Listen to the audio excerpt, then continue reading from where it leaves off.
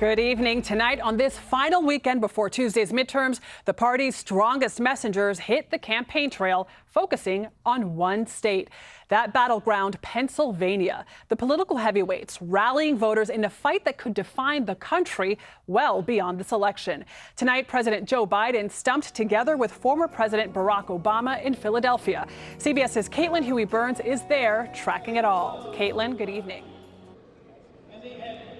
Pennsylvania is packed with presidents today in a sign of just how critical this state is in the midterm election campaign.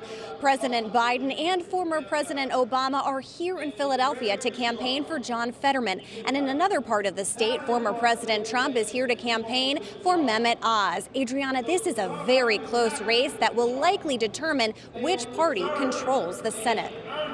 We're setting our clocks back tomorrow by an hour.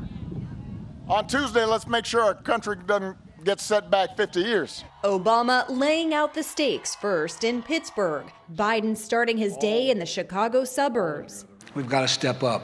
We've got to make sure we protect the American people.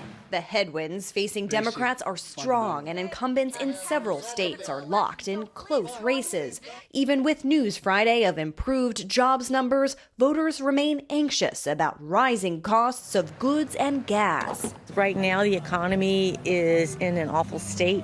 I feel that the prices have gone up in everything. When I go to the grocery store, it's absolutely horrendous. Fetterman responding to voters' economic concerns by swiping at corporate America. I think it's even much more critical to push back against the kind of the corporate greed and the price gouging as well. True. While Oz has focused his closing message around crime. We have families all over the Commonwealth worried about crime. So much so they won't send their kids outside. The Keystone State is critical to Republicans' hopes of reclaiming a majority in the Senate and stopping the Biden agenda. Without it, the GOP would have to flip two other battlegrounds. Races in Georgia, Nevada, and Arizona remain toss-ups. And Trump may be here for Oz and other candidates, but he also has 2024 on his mind. He's likely to launch another presidential campaign later this month. So, Adriana, these dueling rallies could be a preview of what's to come. Caitlin Huey-Burns, thanks so much.